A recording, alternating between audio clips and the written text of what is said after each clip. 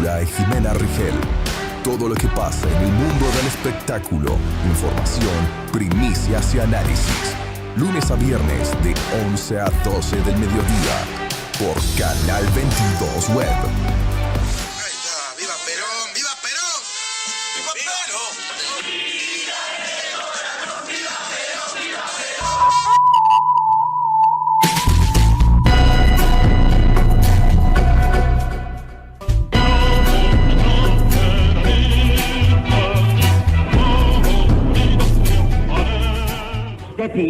No dejen que la Argentina se convierta en potencia. Arrastrará tras ella a toda América Latina. La estrategia es debilitar y corromper por dentro a la Argentina, destruir sus industrias, sus fuerzas armadas, fomentar divisiones internas apoyando a bandos de derecha e izquierda, atacar su cultura en todos los medios, imponer dirigentes políticos que respondan a nuestro imperio. Esto se logrará gracias a la apatía de su pueblo y a una democracia controlable, donde sus representantes levantarán sus manos en masa en servil sumisión. Hay que humillar a la Argentina. La mañana de Juan Domingo.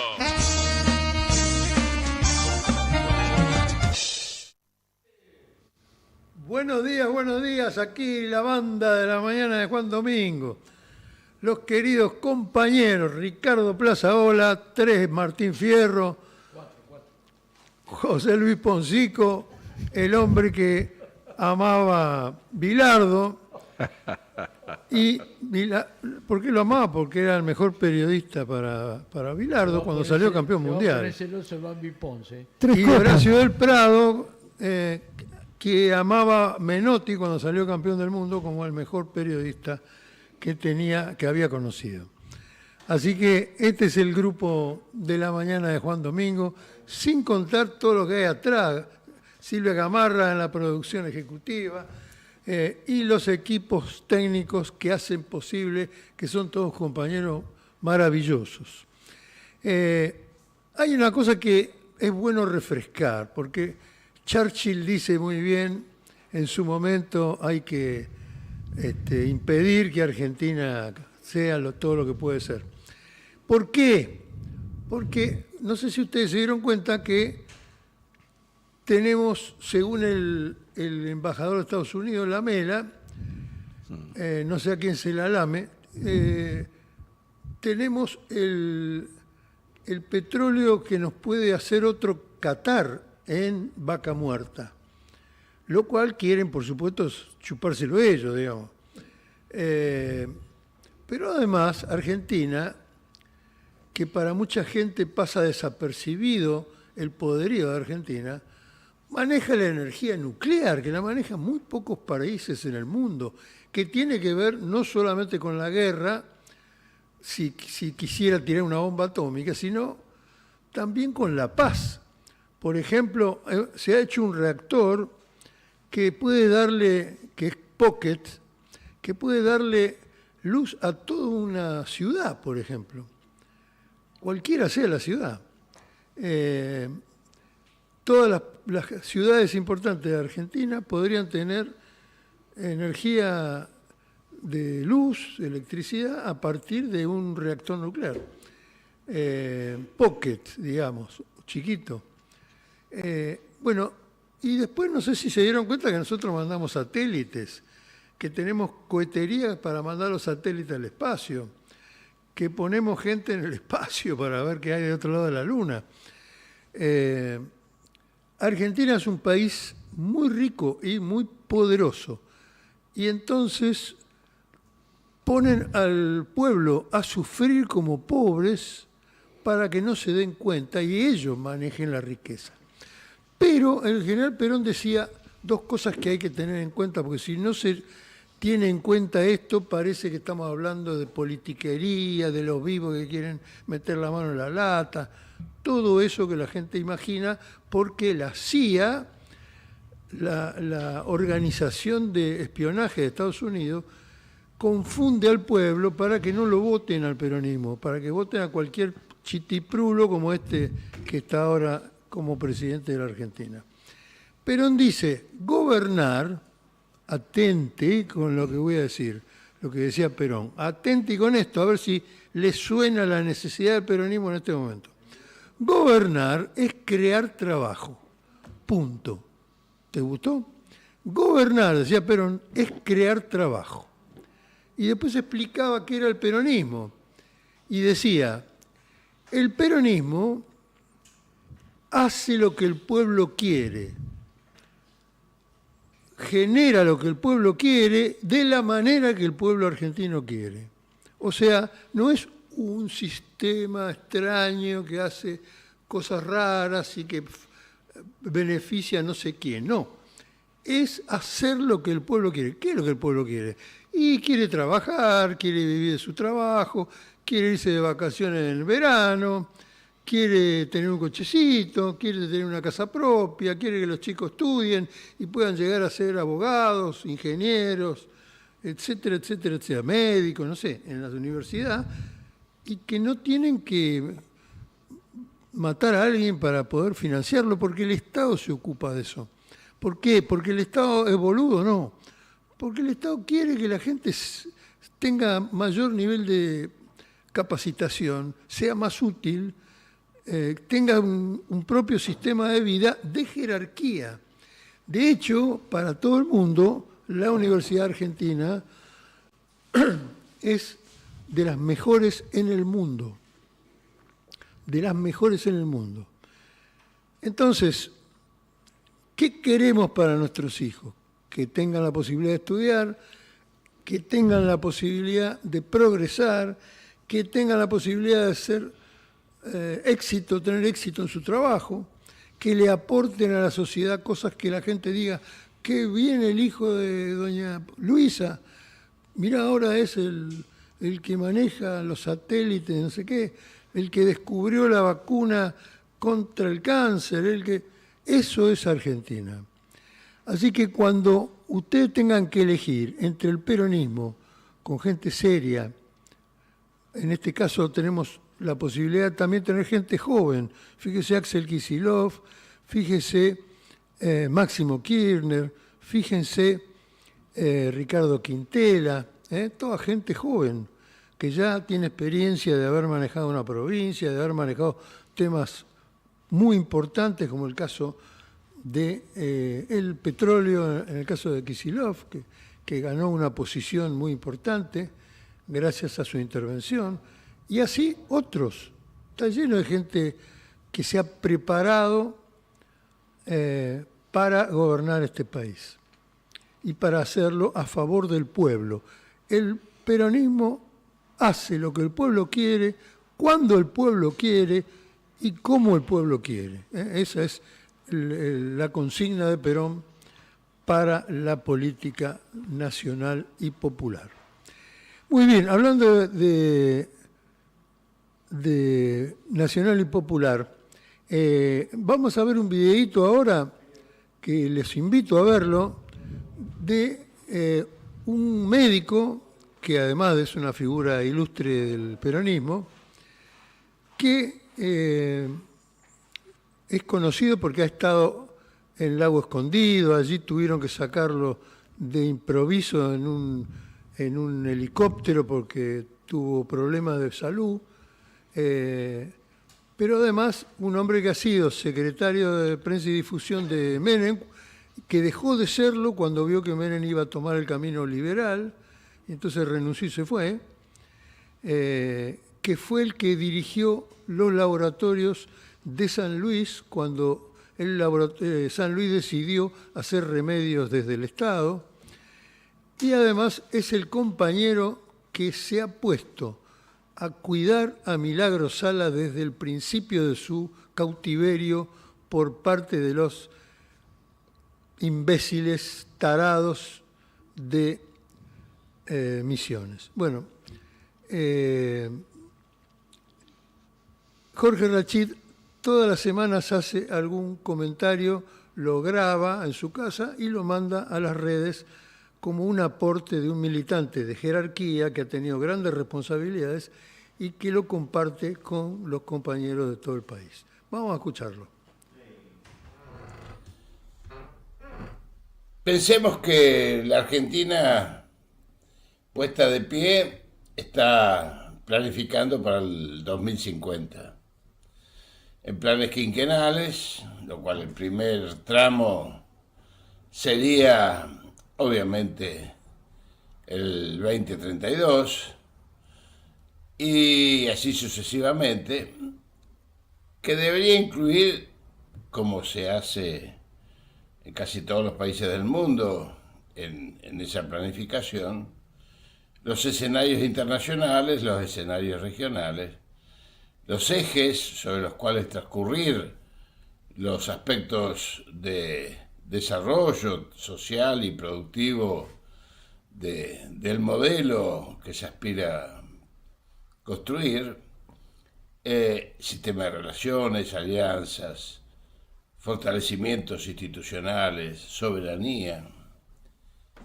Y esto nos lleva a que en un primer tramo estaríamos discutiendo como primer punto la hipótesis de una guerra global, sí o no.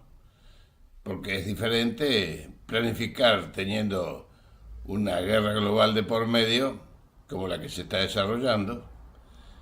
Diferente sería si esa guerra nuclear se hace nuclear, como se está diciendo, de baja intensidad, lo cual modificaría absolutamente los planes que estaríamos llevando adelante. Y esto indudablemente compromete fuertemente a la Argentina como en cada instante, aunque el conjunto del pueblo y gran parte de la dirigencia no se entere de esto. Uno de los escenarios del plan quinquenal sería con un gobierno como el actual, que obviamente nos llevaría a estar entrando en guerra, por su posicionamiento y alineamiento con Estados Unidos, Israel, Inglaterra y la OTAN. Un escenario que nos llevaría a que tengamos menos capacidad de absorción de empleo, de capacidades. Tendríamos bases militares en nuestro país, en especial en Tierra del Fuego, la Patagonia. Quizás alguna bandera argentina ondearía junto con la norteamericana en Malvinas, vaya a saber, son planes delirantes que hoy existen en este modelo, pero lo que está claro es que la Argentina perdería todos sus adelantos científicos tecnológicos, tanto nucleares como satelitales, como de conocimiento, con un gran éxodo de científicos y técnicos, y con la privatización o la inserción del lucro en casi todos los sectores. Por otro lado, si el modelo fuese un modelo nacional y popular, si fuese un modelo humanista, biocéntrico, con un Estado fuerte, muy fuerte, que marcase las líneas de acción desde la nueva ley de defensa y el despliegue de las Fuerzas Armadas Argentinas, con producción para la defensa, incorporada incluso a los aspectos de una fuerte industrialización del país, con pleno empleo y capacidad de insertarnos en el mundo real, no en el mundo pequeño que hoy nos está ofreciendo este modelo, estaríamos recuperando soberanía y nuestro estrecho de Hormuz, Magallanes, Bigle, Cabo de Horno estaría preservado para el mundo, para el comercio mundial, en el marco de una guerra mundial.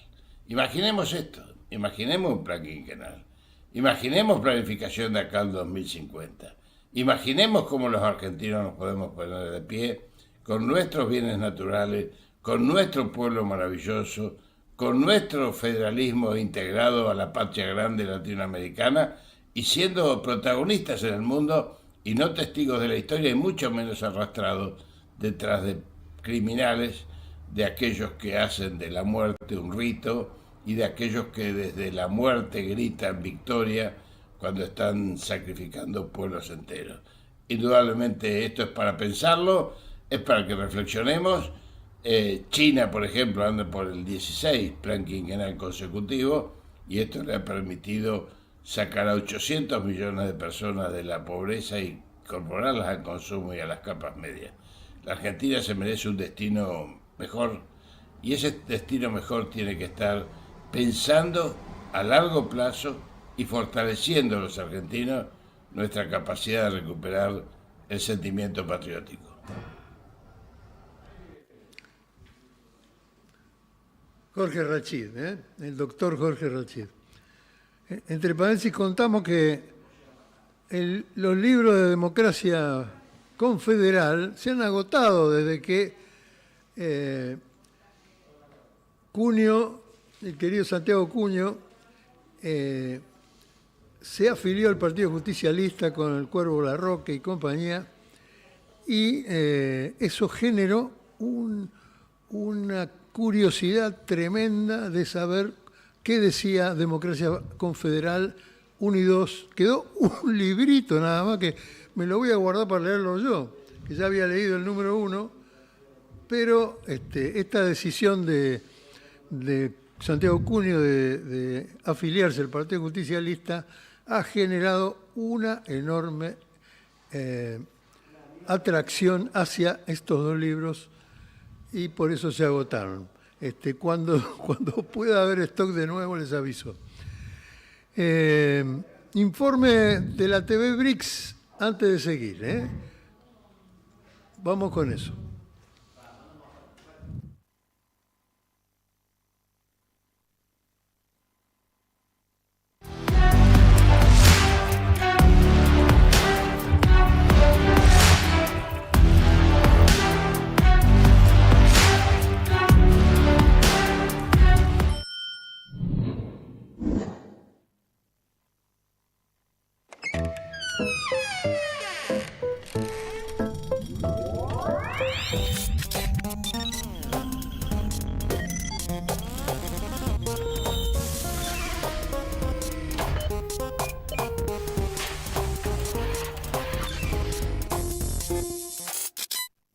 En las modernas metrópolis, la situación ecológica está lejos de ser ideal. Existe un gran número de coches, plantas y fábricas. No es de extrañar que muchos deseen mudarse a donde el aire sea puro, vivir cerca de un lago o un río. Sin embargo, no pueden hacer realidad su sueño. No todos los suelos son aptos para la construcción de viviendas individuales. Es sabido que la actividad humana afecta el medio ambiente, ya que es necesario llevar a cabo excavaciones, zanjas y redes de comunicación. Innovadores rusos, residentes del Parque Tecnológico Skolkovo, han diseñado casas modulares autónomas que prácticamente no dañan el medio ambiente y se pueden instalar sobre cualquier superficie. Queríamos hacer algo que aún no estuviera en el mercado. Creamos una casa que puede recoger el agua y reciclarla. Integramos en la estructura de la casa una red antiséptica para limpiar todos los residuos. Y la hicimos autónoma para que ella misma pueda captar la luz solar, transformarla en 220 y distribuirla a los consumidores.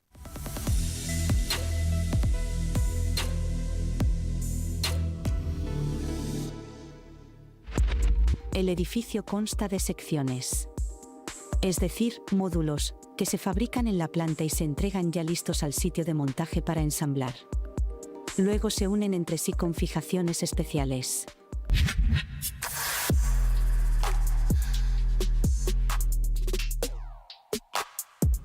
Después de crearla, llevamos una casa así a la ciudad de Kursk. Yo soy de allá y tengo un terreno allí. La llevé a mi terreno, yo mismo viví en ella. La probé durante 1 año, nos gustó todo y decidimos seguir desarrollando este proyecto.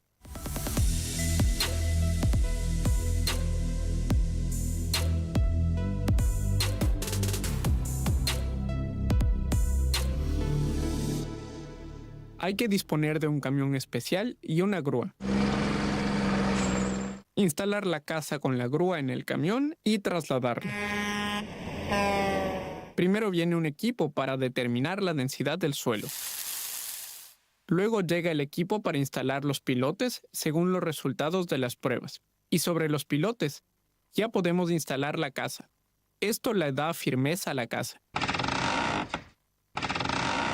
Nosotros tenemos 2 modelos de tamaños diferentes. Uno es de 35 metros cuadrados, una casa como esta.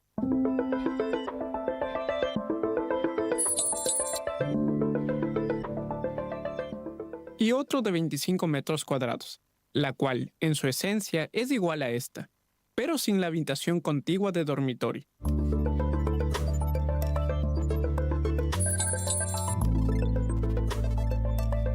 Nuestra casa es de estructura metálica, junto con el aislamiento y los acabados.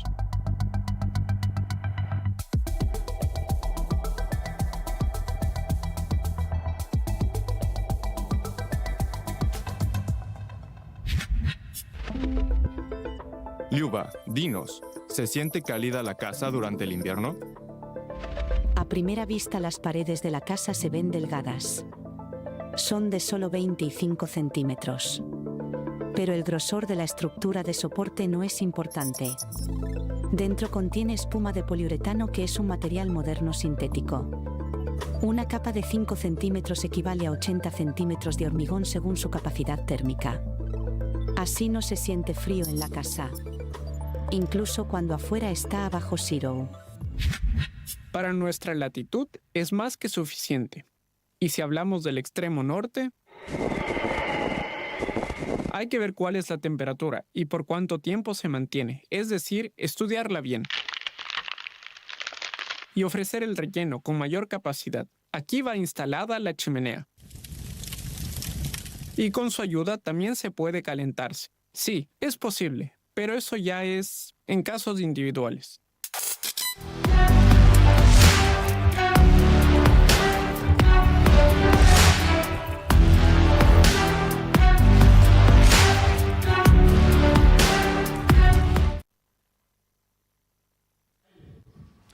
Muy bien, recibimos a Ricardo Plazaola y a el querido Lautaro Fernández, nuestro especialista en el tema laboral. Bienvenido. Gracias, Martín. Bien, ¿cómo anda la banda? Todo bien. Feliz viernes para todos. Todo bien con este equipo hermoso técnico, con la dirección que tenemos. Estamos muy bien, estamos felices. Contame, Lautaro,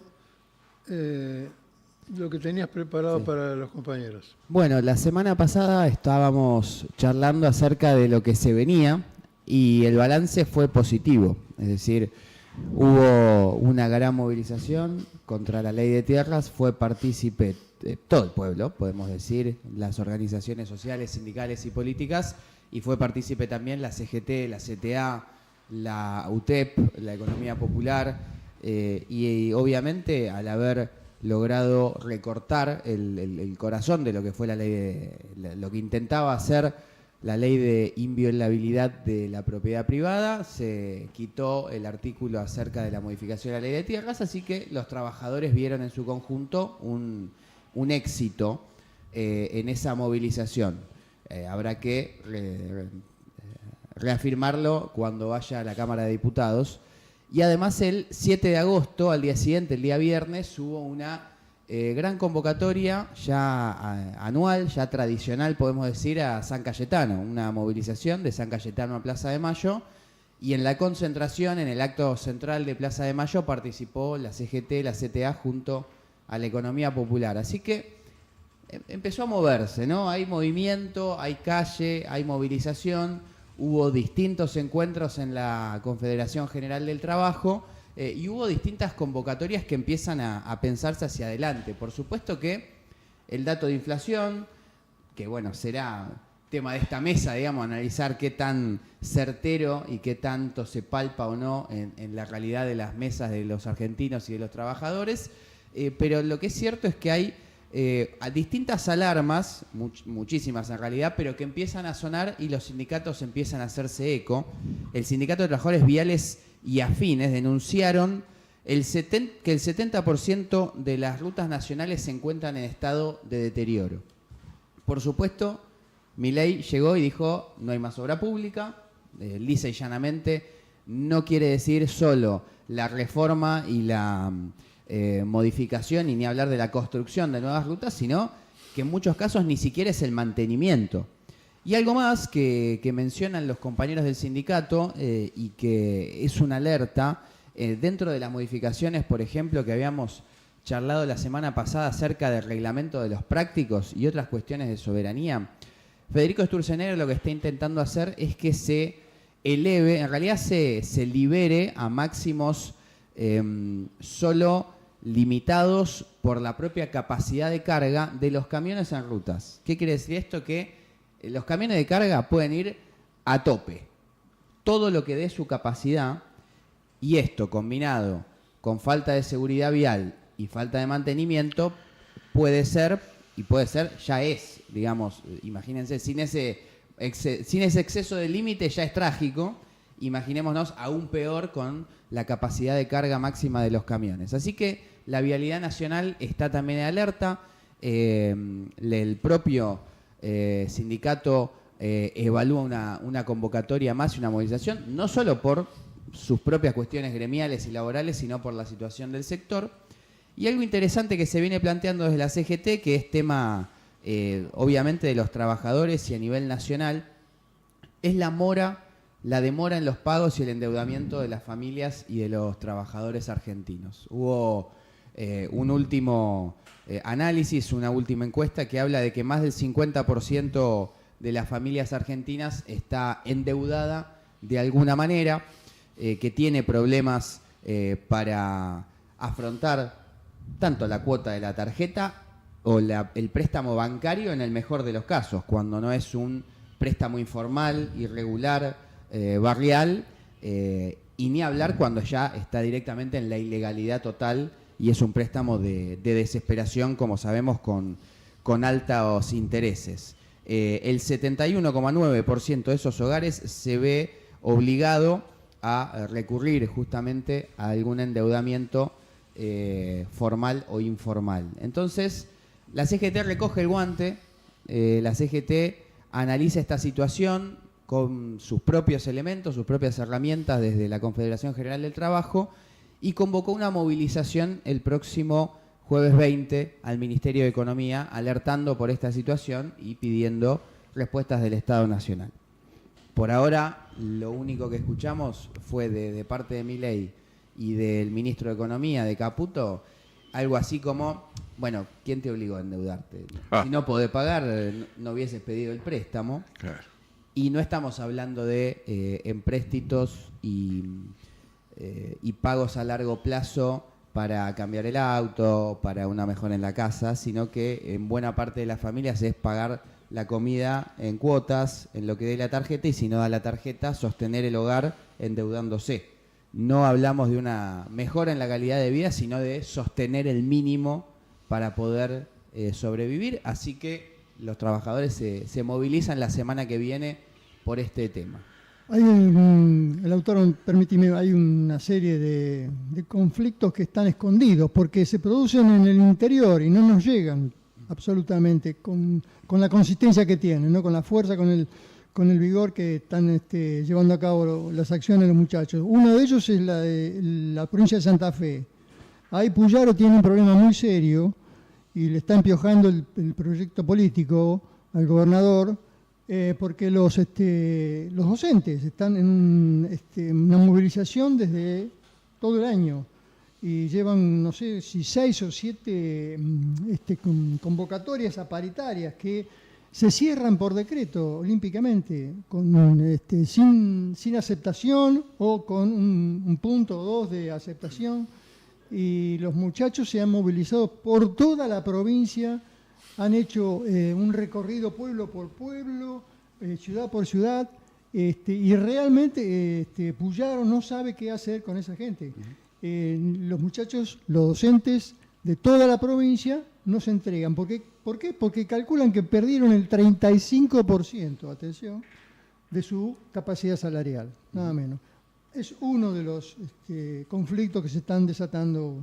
Sí, alegremente todos los días. Y el tema docente, lo mencionamos la semana pasada, hubo paro nacional docente. El último lunes, SAMSAFE es parte de la CETERA. De hecho, Sonia Leso, santafesina y referente del gremio, es secretaria general de CETERA. Y algo que pasa en Santa Fe es que Puyaro Por supuesto que es parte de la economía neoliberal que propone Milei, más allá de no ser estrictamente de la libertad avanza. Y tiene problemas con todos los sectores del Estado provincial.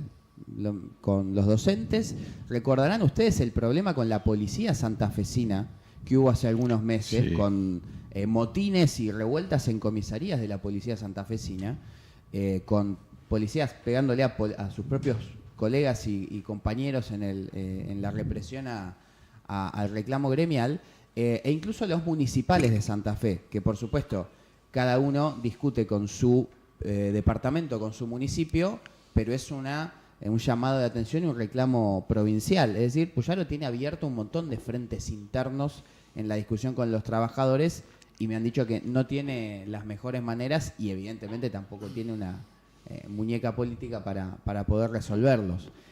Así que se encuentra además en una provincia con grandes niveles de organización y de pelea en ese sentido.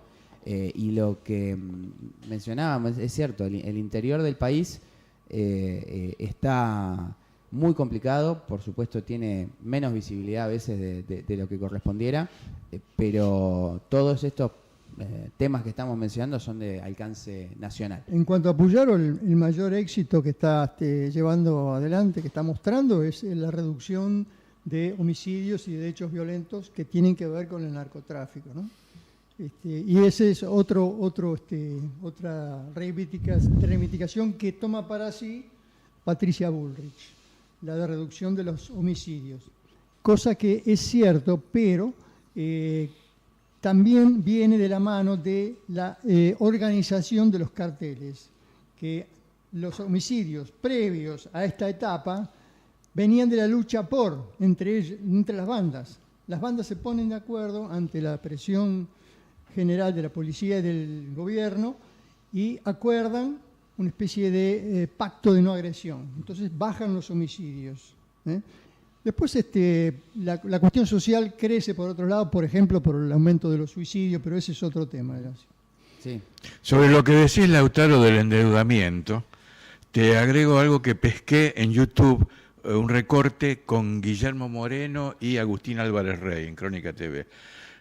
Porque el endeudamiento de la gente es tomado de manera eufemística o falsamente por el gobierno para fingir que hay un gran consumo. Dice, los números del consumo crecieron y se usan los números del consumo por tarjeta de crédito. Y aclaró Guillermo Moreno, dice, pero esto es porque no hay ahorro, la gente gasta todo, nosotros gastamos todo en 10 días, ya está, ya gastamos todo. Y se usa la tarjeta de crédito para la comida y se usa para pagar el gas, para pagar, que eso se está contando como consumo. Cuando vos tomás el subte cuesta 1.600 pesos. Un viaje de 4 cuadras, 1.600 pesos. Cuando vos tomás el subte, cuando vos pagás el gas o pagás la electricidad, te lo están contando como consumo. Entonces hay que aclarar qué es lo que se está diciendo, ¿no? Sí, incluso otra novedad es que esta semana se quitó el derecho de quienes combinan tren y subte paguen un 50% de la tarifa. No te puedo creer. No sabía eso. Vos te tomás el tren en Lanús, vas a Constitución y en Constitución te tomás el subte, la línea C. Sí. Era el 100% del pasaje de tren y el 50% con la misma, si usabas la misma tarjeta SUBE. En el mismo horario más o menos. En el mismo horario, dentro de un rango de 2 horas, si no me equivoco, te hacían un 50% en el pasaje de subte. Incluso en algún momento fue, y si había un tercer tramo, era un 75%, o sea, pagabas un 25%. El primer tramo, el último tramo, el del 75% de descuento se eliminó, quedó el de 100 y 50 y ahora se elimina también, o sea, pagás completo el tramo de tren, el tramo de subte o de colectivo que sea. O sea que es todo al revés que el mundo. Totalmente. Al revés de lo que te cuentan, mientras el mundo tiende a hacer que vos con un solo boleto hagas un viaje largo combinando, acá te van sacando. Ahora el tipo que se pone a pensar, a escanear minuciosamente en qué los puedo perjudicar esta semana, es un genio. Agarra desde el coro de niños hasta el boleto de colectivo, no te deja pasar una. Poncico. Una para Lautaro, peón por peón al paso. Cuando hablaste de los conflictos, hace 48 horas la marcha de defensa y CONICET Y ahí hay un hecho gravísimo, que no digo que haya pasado inadvertido, pero es importante que vos lo analices, que es, entre los tantos médicos que quedaron, científicos que quedaron afuera, está el doctor, un científico, Jorge Hefner, que estuvo 8 años estudiando el tema de la inmunología por el tema del cáncer de páncreas y con otros científicos el tema del cáncer del HIV, o sea, el tema del SIDA.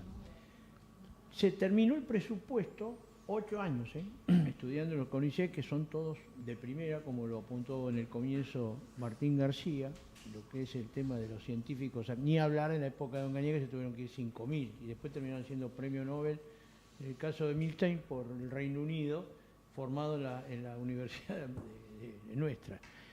La pregunta del millón: ¿cómo ves el tema del CONICET, esta especie de desguace y este desplazamiento, y sobre todo los grandes científicos que tenemos, nada menos que en la lucha de enfermedades incurables, y que los han dejado sin presupuesto?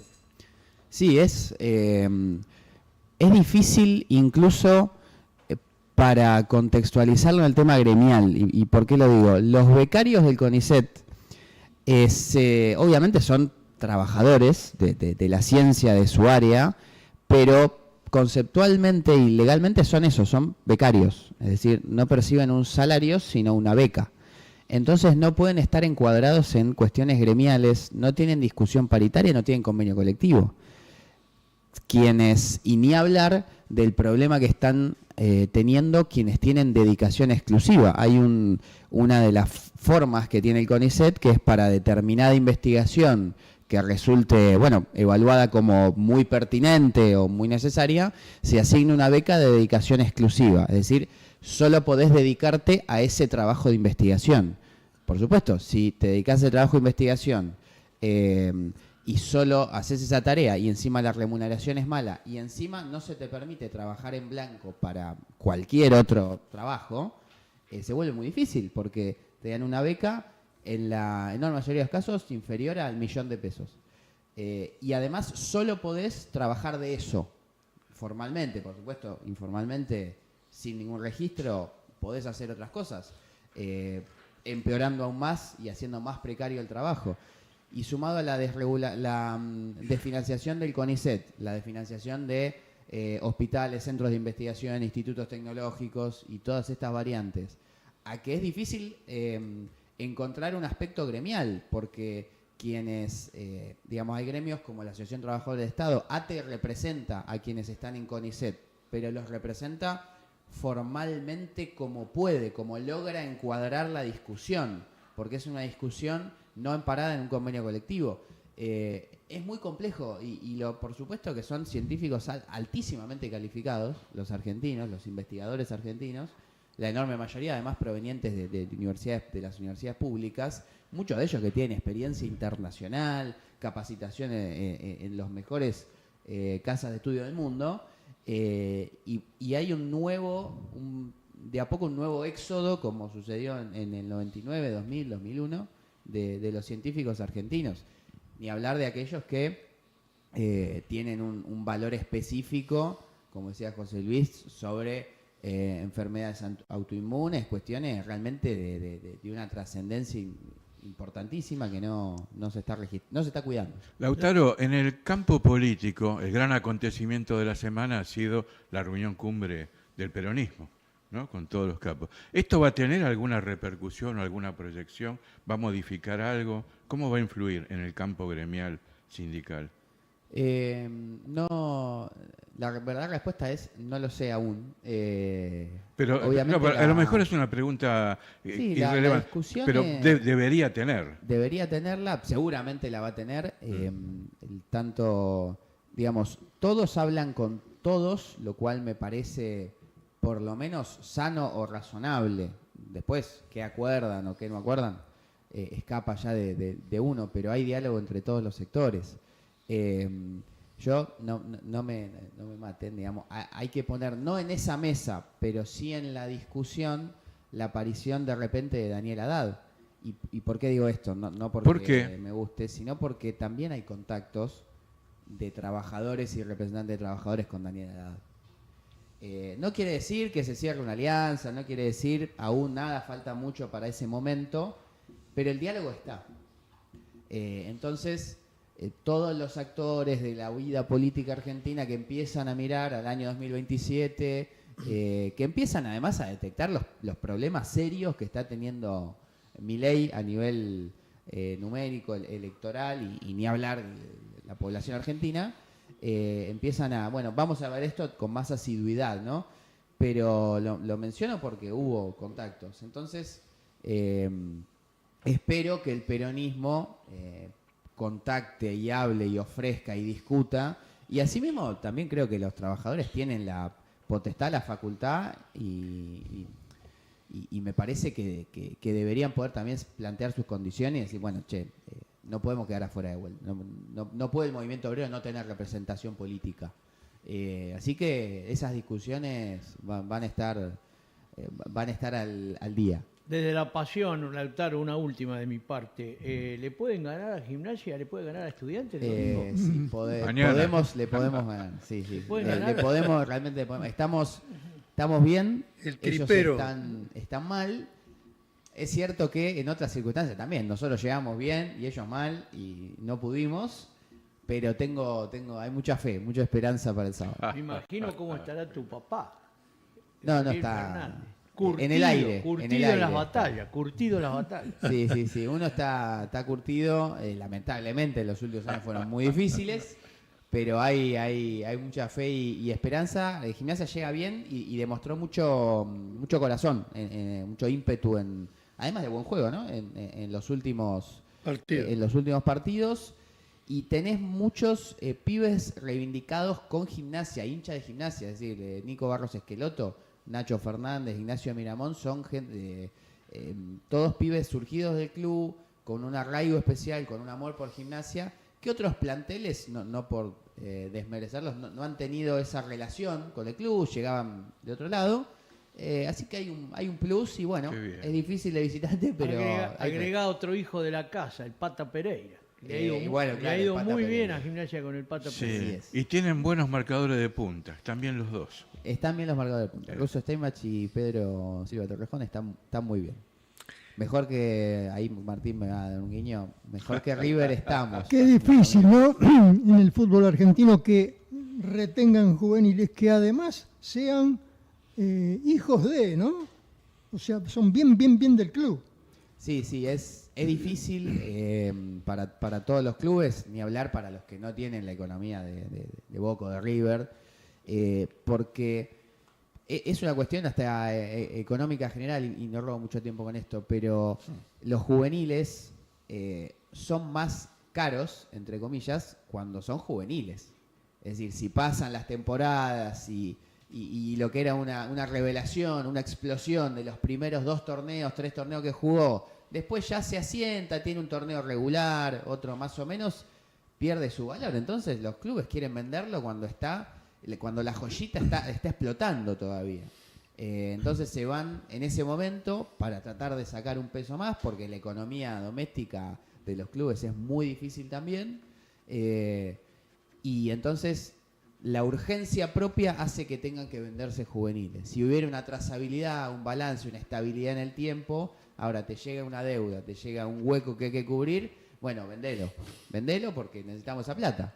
Y esa plata es para cubrir deudas, es para invertir en el mismo plantel, porque hay un atraso salarial, porque hay distintas cosas, y bueno, termina siendo no necesariamente la joya de la abuela, pero un mango a mano. Claro. Que está ahí, que los clubes usan. No hay tarjeta que alcance. No hay tarjeta que alcance y empezamos con eso. Hablamos Martín, del endeudamiento de las familias. Para Gimnasia el endeudamiento de los clubes. El endeudamiento de los clubes. Flor de tema, sí. Ahora, quedó un tema dando vuelta, que no lo vamos a votar hoy, pero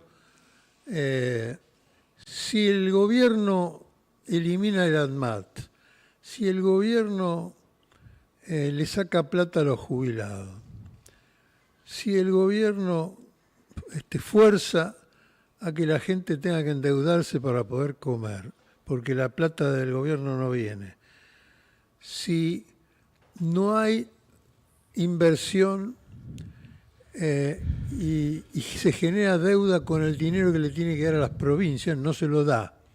Más todas las variantes que tiene que financiar el gobierno nacional que no la pone. ¿Dónde va toda esa guita? ¿Dónde va? ¿Por qué el oro no está en el Banco Central? ¿Por qué se hacen tantas elucubraciones y movimientos raros y el dinero no aparece? No aparece para las provincias, no aparece para las instituciones, no aparece para ninguna de las actividades que tendría que aparecer porque está comprometida. Para los caminos. Para los caminos. ¿Dónde va toda esa guita? ¿Para quién funciona esa guita? ¿A quién se la dan? ¿A Trump para que financie su campaña? ¿A quién le dan todo ese dinero? Caputo, el mago de las finanzas, dijo Marcos Pérez. Estos tipos que son delincuentes de mano armada, que te versean todo el tiempo con argumentos que nunca demuestran, digamos, sino que dicen cualquier cosa y vos se la tenés que creer porque si no es un sacrilegio. Porque le pagan a los otros periodistas para que digan que es lo que corresponde, que está bien que la pongan ahí, que está bien que no la pongan allá, está bien que lo caguen a paro a los jubilados, que lo único que van a hacer, 10 jubilados van al Congreso a decir, muchachos, no me alcanza la guita para morfar. Y los cagan a palos, les echan sustancias, le lastiman los ojos. ¿Cuál es la idea, digamos, de un gobierno que quiere ser popular mientras jode a todo el mundo y no da a los demás lo que les corresponde? Porque no es que tiene que regalarle nada a nadie, sino cumplir lo que corresponde. El pueblo puede organizar, digamos, nuevos métodos de funcionamiento. Por ejemplo, la empresa Bridgestone en un momento determinado tuvo una situación difícil y acordó con el sindicato, la empresa Bridgestone es de gomas, digamos, de automóviles, de camiones, acordó con el sindicato que le iban a pagar menos de lo que habían acordado, pero arreglaron que participara en las utilidades de la empresa. Yo me acuerdo hace 3, 4 años cobraban un plus de 100.000 pesos, que en esa época era como 10 millones hoy, más o menos. Hay soluciones si, digamos, se trata entre sectores de buena fe. Martín, vos hablabas de la comunidad organizada hoy, y de la concepción de que gobernar es dar trabajo. El pueblo argentino ha dado muestras largas y sobradas de que se puede organizar, que no necesita del Estado acompañándolo, perdón, hasta las últimas consecuencias, hasta los últimos detalles de cualquier organización. El pueblo argentino tiene recursos indefinidos, para organizarse y para llevar adelante cualquier proceso. Se ve todo el tiempo, la gente se organiza en cooperativas, en asociación con la fábrica, se organiza para vender y producir, se organiza para difundir, se organiza para conseguir créditos. Darle trabajo como decía Perón, darle trabajo y listo, no hay más nada que hacer. La gente se va a organizar, sabe sacarle el jugo a su trabajo y a sus ideas. Este país, esta gente es muy creativa. Así como se junta para organizar, si no hay laburo, si no hay comida para los pibes, enseguida aparece todo. Si falta la camiseta en el club, se organiza una rifa. Si falta, no sé, un palo de hockey, se pide prestado y aparece uno que... La gente se organiza, solo hay que darle oportunidad, nada más. Organizaciones libres del pueblo. Y agregar... Pero constante la muestra de capacidad organizativa que tiene la gente. Ricardo, lo de FATE, por ejemplo, 920 operarios quedaron hace 3 meses sin trabajo. Ellos mismos le propusieron al Grupo Quintanilla ser ellos lo que Erkiner llamaba la fábrica recuperada. Y estamos hablando de hace 15 años. Y no hubo caso. fueron al Ministerio de Trabajo. El ministro de Trabajo es un tipo puesto por Techín. O sea, estás en manos del destino. 920 trabajadores de FATE que armaban... Terrible. Terrible. Terrible. Y se cumplen una semana de que Santiago Bauxili hizo el chiste sobre los 4 billones, con B larga, billones, no sé ya si de dólares, de pesos, que se extraviaron y que dijo, en algún lado tienen que estar. Pero se cumple una semana sin explicaciones. Hizo el chiste, van a aparecer. No Timba, aparecieron. eso es timba. En algún lado deben estar. Eso es timba financiera. ¿Vos creés? Sí, porque eso vuelve en intereses. Son fabulosos. Galperín está cobrando 1.300 no sé, pesos, 1.300 Por ciento de tasa interés anual. anual. Una locura. Bueno, ahí está la guita. La quita que le han hecho de responsabilidades impositivas al Perín. Sí. ¿Por qué no la ponen para los pibes que no tienen que comer? ¿Por qué le van a financiar al Perín? ¿Cuál es el negocio? Son negocios privados. Se quedan con un vuelto estos tipos. Un evasor, además, que se fue a vivir a Uruguay. Además, encima le financiamos, le quitamos los impuestos por entrar en el país a hacer negocio. Yo diría que estamos gobernados por una banda mafiosa. Bueno, al que le gusta tener un mafioso en el gobierno, lo puede seguir votando. Ahora, la sociedad no aguanta 2 mafiosos seguidos. Muchachos, busquemos gente normal, que tenga capacidades y también tenga defectos, pero que sean honestos, que trabajen para el pueblo y para la patria, no para los bolsillos y todos estos personajes como el embajador Lamela, como el Kia que se compró esa mansión y que viene a promover, andar a saber qué cosas a favor de Estados Unidos. Tengamos una relación amorosa entre los argentinos. Dejémonos de joder con esas persecuciones y demás. Hablando de persecuciones, muchas gracias, Lautaro. Gracias Te dejamos volver a la tarea. Y Un abrazo muchas para gracias todos. por tu presencia. Y tu informe, además. Siempre es un lujo. Lautaro Hace Fernández. 60 años venía Nelson Rockefeller, acordate, estirpe Martín? periodística. Pleno gobierno de Onganía cuando vino Nelson Rockefeller. ¿Te acordás cómo fue eso? Una cosa tan parecida a esto que está ocurriendo ahora. Gobierno de Onganía, gobierno represor, una dictadura, y Nelson Rockefeller como un enviado especial de Argentina, maravilloso. Argentina no está donde está y como está de casualidad. Hay grandes choreos que el sistema de empresarios ricos de Argentina promueve para sus intereses y como si tuvieran que disputarse el dinero que está dando vuelta para que no se lo queden teóricamente los gobiernos. Andá a saber qué fantasías tienen que justifiquen que se la lleven ellos y que compren voluntades y que armen negocios con el dinero de la gente, que después la gente se banca pagando una barbaridad por un colectivo para que lo lleve al trabajo, del cual lo pueden rajar de un día para otro, o tanta juventud que va a hacer cola de 100 personas, 200 personas para conseguir un laburo, para que lo exploten y que ni siquiera pueden acceder a él, ¿no? Recordemos aquella anécdota de Perón cuando establece el estatuto del peón. 80 años se están cumpliendo. Ahora. El estatuto del peón era el sueldo básico de todo el sistema laboral, digamos. Si el peón iba a cobrar 10 pesos, nadie iba a cobrar menos de eso. Y ahí en adelante iba a ser la escala de los sueldos de los trabajadores de cualquier cosa. Era un esclavo.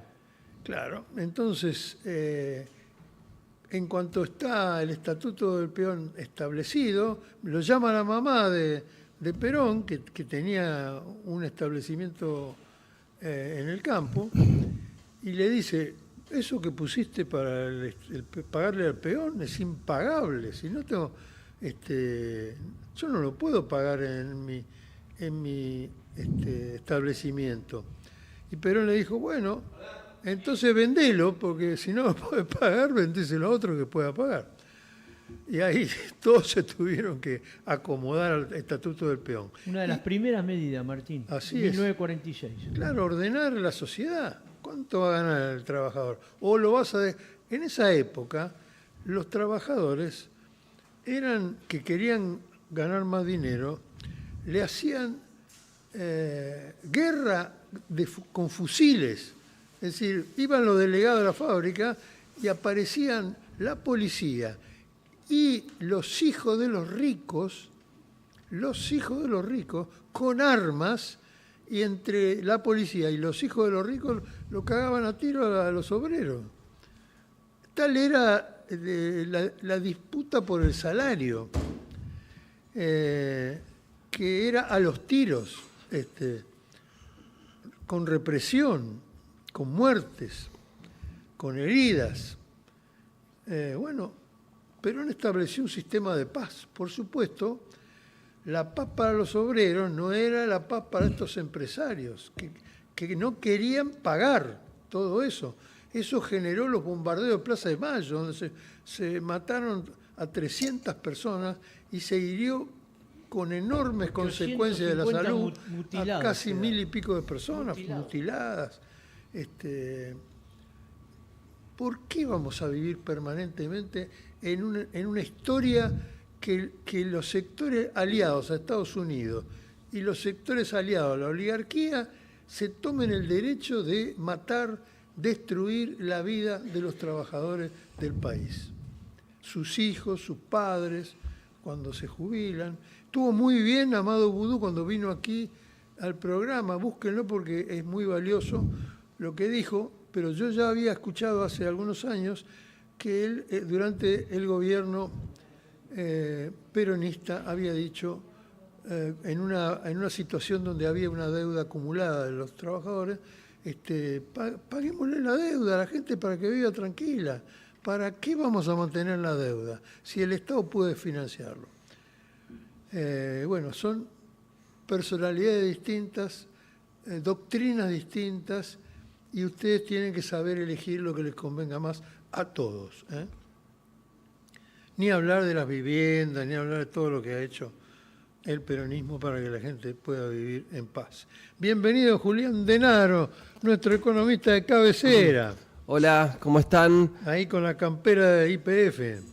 Bueno. Sí, señor. Y sí, realzando lo que es nuestro y lo que nos ha dirigido en un gran país, un país industrial, tecnológico, científico, marítimo, aéreo, satelital, energético, y que, bueno, y justamente todas esas virtudes son las que nos quieren venir a robar, ¿no?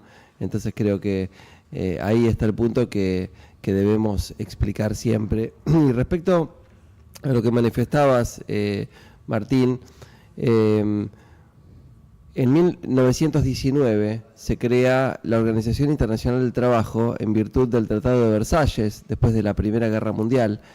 Y los principios que erige son el de progresividad y el de no regresividad. Esto quiere decir que ya que en todas las disputas entre el fuerte y el débil gana siempre el mismo, hay una máxima de un sacerdote francés, Henri Lacordaire, que dice que entre el fuerte y el débil la ley, la libertad oprime. La libertad, ¿no? Que hablan de la libertad. Bueno, entre el fuerte y el débil, la libertad oprime, justamente porque el fuerte ejerce un abuso de su posición dominante. En cambio, la ley es la que libera, porque permite organizar. Bueno, Y los principios de progresividad y no regresividad significa que siempre tiene que haber, porque se concebía desde aquel momento que un mundo de paz duradera solo sería posible cuando la mayoría del pueblo que había sido oprimida durante tanto tiempo pueda estar un poquitito mejor o un poquitito menos mal. Pero cada conquista no puede ser eliminada, no puede ser anulada, no puede ser borrada del mapa. Entonces, siempre que se conquista una mejora para las mayorías, para la clase trabajadora, esta no puede ser retrotraída. Principio de no regresividad. Y principio de progresividad significa que cada vez se esté mejor. Hubo, claro, en el mundo una evolución progresiva. En Argentina tenemos el capítulo más importante de nuestra historia en este sentido, que fue Perón.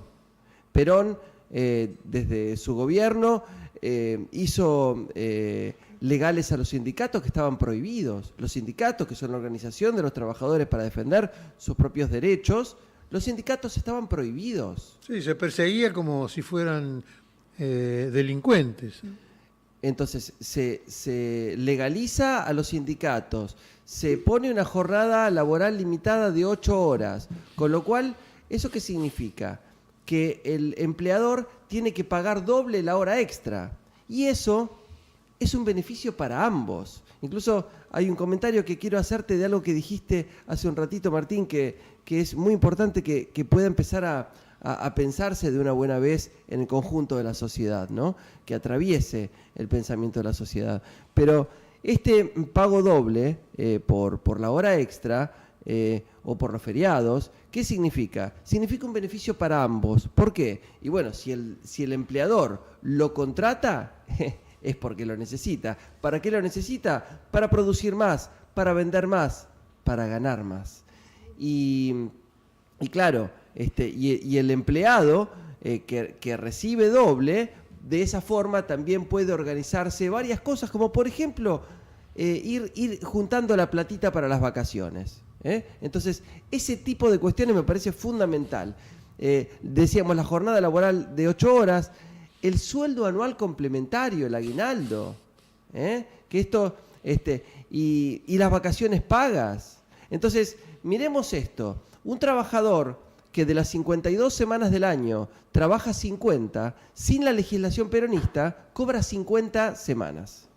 Y con la legislación peronista, cobra 56, haciendo el mismo trabajo, porque cobra las 50 que trabajó, más las 2 de vacaciones, más las 4 que son el sueldo anual complementario. Entonces, todo esto fue permitiendo, bueno, obviamente ni que hablar, las paritarias, los convenios colectivos de trabajo, la negociación tripartita entre las patronales, los sindicatos que defienden los intereses de los trabajadores, las patronales que defienden los intereses empresariales, y la mediación del Estado para elevar a un rango de ley, el acuerdo, que constituye un acuerdo en las condiciones de trabajo, en la extensión de la jornada laboral, en los salarios. Y esto fue generando paulatinamente una mayor participación de la clase trabajadora en el PBI. A tal punto que hubo 3 veces en la historia argentina, entre 1952 y 1955, cerca del año 1974-75, y entre el 2012 y el 2015, que la clase trabajadora, la masa salarial, superó el 50% del PBI. El punto más alto lo tuvo con Cristina, 53%, la masa salarial dentro del PBI. 53%.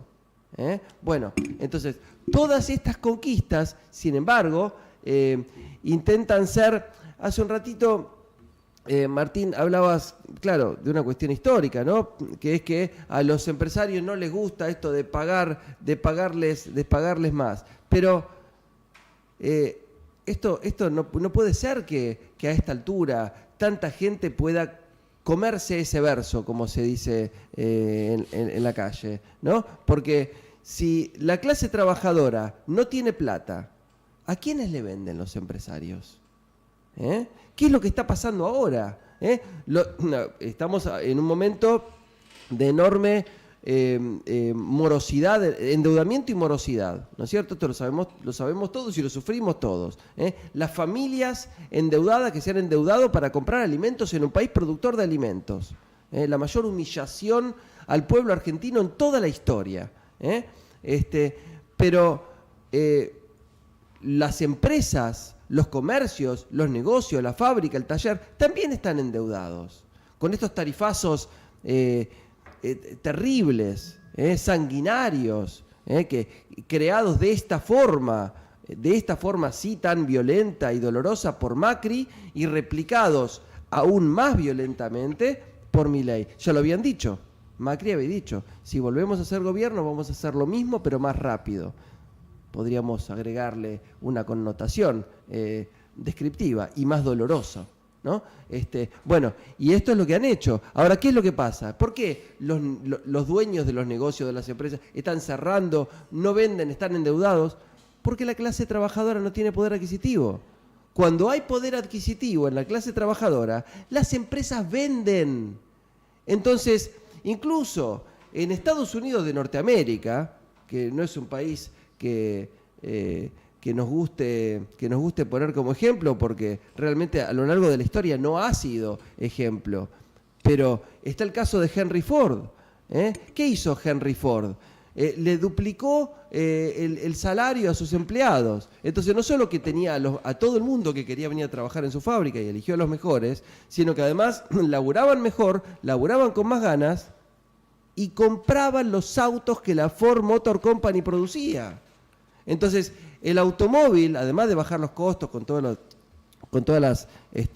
las novedades que hizo en aquellos tiempos de la administración científica, con las cadenas de montaje, con las cintas transportadoras, las correas deslizantes y todo eso, lo que generó fue bajar los costos, pero además que sus empleados puedan comprar los autos que producía. Es decir, que la mejora, fíjense hasta en este ejemplo norteamericano, cuando mejora el poder adquisitivo de la clase trabajadora, también mejora las ganancias de las empresas. Entonces, es hasta ridículo lo que mucha gente repita, no, sí, pero al empresario le conviene bajar los costos, hacer lo que dijo Macri, que el salario es un costo para la empresa, entonces debe reducirse a lo mínimo posible. Pero es un ridículo absoluto. Lo que le conviene a los empresarios es que los trabajadores tengan plata, que los jubilados tengan plata. Se discute el tema y se instala y se vuelve a instalar y nosotros lo explicamos, pero bueno, se ve que o no nos escuchan tanto o lo que imponen a través de la prensa hegemónica manejada por el poder fáctico es más fuerte. Pero yo creo, me gustaría que expliques eso, que el hecho de que los jubilados tengan dinero y lo gasten naturalmente es un elemento que ayuda a la economía y que genera mayores ganancias. Es decir, el jubilado con su dinero que le corresponde por ley, en la plaza es un activador de la economía y es un generador de riqueza.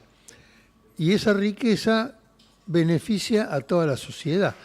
¿Es así?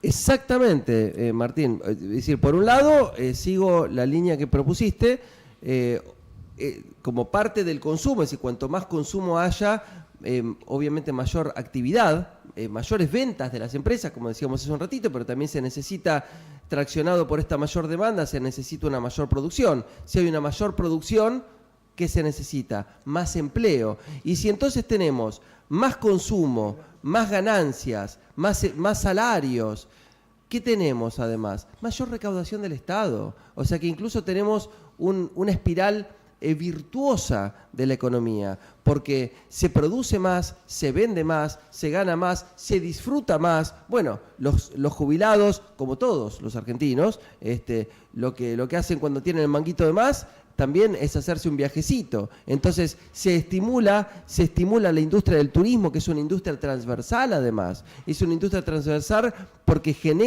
es una industria que genera industria, activa distintos sectores de la producción, de la industria, del comercio, en todas las regiones del país y además estimulando la conectividad de nuestro grande y grandioso país. Decime. Julián y Martín, en este caso, el tema de la tercera edad en nuestro país, sobre 46 millones y medio de habitantes, la población de la tercera edad, los jubilados, queridos jubilados, representan más de 6 millones de personas. Es extraordinario. Y esta gente no solamente los apalea, los margina, los desfinancia, sino que los persigue. Esto es terrible.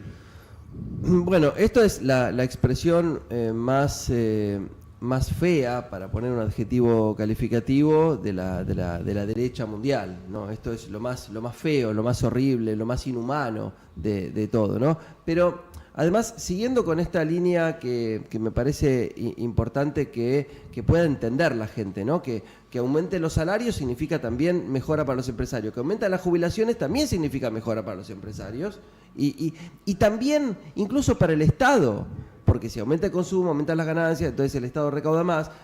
Bueno, pero entonces muchos un poco que desconocen, otro poco que repiten como loritos de la televisión esa frase de un tema muy oportuno de Copani en un momento de Macri. ¿De dónde sale la plata? Y bueno, Julián, todo muy lindo, Martín, todo muy lindo, pero ¿de dónde sale la plata? Bueno, el sistema de la seguridad social es un sistema que se lo conoce como solidario. ¿Qué significa esto? Que no se sostiene solo. O sea, la privatización es un ridículo, es una estafa, es un robo del sistema bancario al conjunto del pueblo. Pero es una mentira, es un engaño. Y lamentablemente lo hemos sufrido desde aquellas AFJP, cuando se privatizó. Se privatizaron los fondos previsionales, que después recupera el gran ladrón de Amado Vudú, porque Vudú le robó a los ladrones. Vudú le robó a los que le habían robado al pueblo para devolvérselo al pueblo. No, por eso lo odiaron tanto a Vudú. Robin Hood. Por eso, claro, por eso lo odiaron tanto a Vudú. Muchas veces uno dice, mira, hay muchas cosas que pueden no saberse o que se saben. Ahora, ¿por qué lo odian a Vudú? Es porque le sacó a los bancos el negocio de los fondos provisionales para devolvérselos al pueblo argentino. Bueno, pero justamente, y vamos a explicar eso, ¿no? ¿Por qué se llama un sistema solidario? Porque, redondeando, ¿no? El gasto en seguridad social es aproximadamente el 40% del gasto público.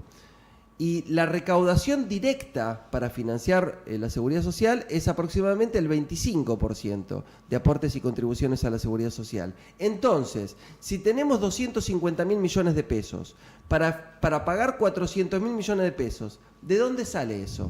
De otros impuestos. Entonces, se tiene que armar una estructura tributaria solidaria, que significa cobrar impuestos para cubrir todas las necesidades del gasto del gobierno. Ahora, dentro de las necesidades del gasto del gobierno está, por supuesto, seguridad social, transporte, turismo, educación, salud, ciencia, técnica, infraestructura, industria, comercio, finanzas. Hay un montón de necesidades: agua potable, alcantarillado, urbanismo, vivienda. Bueno, entonces todo eso tiene que ser financiado con una recaudación total. Para eso se necesita armar una estructura tributaria progresiva, que significa que paguen más los que menos tienen. Una cosa que se dice, bueno, sí, pero hay que medir lo que... A ver, si uno sale a la calle y hace una encuesta, a cualquier persona, a toda persona que uno le pregunta, ¿usted qué preferiría? ¿Darle la plata a los jubilados, darle la plata a la salud, a todas las cosas que dijimos, o regalarle subsidios al pobrecito de Galperín? O a la pobre empresa de Edesur que nos ha robado tanto. Está muy claro, porque este gobierno, que es la extrema derecha, la más fulera y la más inhumana, le está regalando plata a las corporaciones de poder, a las corporaciones dominantes, y a estos casos que acabo de decir, que son públicos y son recientes. O sea, no hace falta... Difícil que no haya vuelto, difícil que no haya vuelto. Entonces, lo que hay que hacer, decía, es armar una estructura tributaria progresiva, pero además algo fundamental, cobrar los impuestos que hay que cobrar. Argentina tiene, hace poco salió un informe de la CEPAL, la Comisión Económica para América Latina, diciendo que en Argentina había una evasión fiscal cercana al 50%. 50%. De evasión fiscal, o sea que lo que tienen que pagar no pagan. Mucho proviene del comercio exterior, de las declaraciones falsas, del enorme contrabando que existe en el comercio exterior. E incluso, a mi modo de entender, la lectura me hizo intuir algo, que ese informe era incompleto, porque solamente se refería a la producción de la pampa húmeda, por así decirlo, y no estaba contabilizando, claro, porque no se hizo un nuevo contrato minero, la nacionalización de la minería, la nacionalización del litio, todavía no se hizo, entonces no puede contabilizar como evasión fiscal algo que todavía no está. Pero si contamos la minería y si contamos el mar argentino, tenemos otro tanto. ¿Y en plata cuánto es? Para la gente que dice, no, sí, porque tanto miles de millones de dólares, hay números que la gente tiene en la cabeza, porque lo escucha esto. Miren, si la recaudación del Estado en la Argentina es aproximadamente el 30% del PBI, es lo que se llama presión fiscal, ¿no? Entonces, 30% de 600 y pico de miles de millones de dólares, el PBI está más o menos por los 650 mil millones de dólares. 30% de 650 mil, redondeemos 200 mil millones de dólares. La mitad es 100 mil millones de dólares. Y yo estoy diciendo que se queda corta la exposición del informe de la CEPAL. Entonces, más de 100 mil millones de dólares, supongamos 150 mil millones de dólares por año, todos los años, que no está cobrando el conjunto del pueblo argentino para financiar las cosas que necesitamos. Entonces, dos cosas. Una, la plata está. Y la otra, el problema del déficit o superávit fiscal, obviamente está resuelto de esa forma, ¿no? Qué bárbaro, ¿no? Qué bueno que es poder darles una versión más seria, no camuflada y no mentirosa de los números, porque ustedes que están escuchando el programa, están viéndonos, tienen derecho a saber estas cosas. Pero obviamente los tipos que se guardan la diferencia no quieren que ustedes se enteren de que todas las cosas genuinas que se hacen no son cargas mentirosas, o mientras le regalan plata a Galperín y se quedan con el vuelto, pasa desapercibido porque es un hombre exitoso, entre comillas, y entonces las cuestiones de cómo se organiza el dinero para que ustedes estén bien quedan ocultas, nadie las explica. Valoremos esto, que haya gente honesta, seria y estudiosa, como Julián Denaro, que pueda explicar estas cosas para que todos nos enteremos y todos seamos conscientes de cómo nos curren, ¿no? ¿Cuántos yates hay ahí Julián, en San Fernando, empezando por el de Manzano?